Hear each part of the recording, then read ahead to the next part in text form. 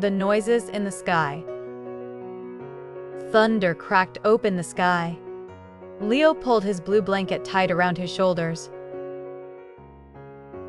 A warm hand found his and lifted him toward the window.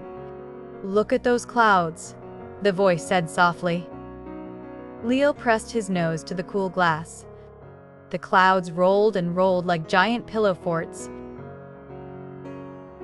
A flash of lightning turned the clouds bright and see-through. Leo's grip on the blanket loosened. Boom! Leo jumped backward and covered his ears.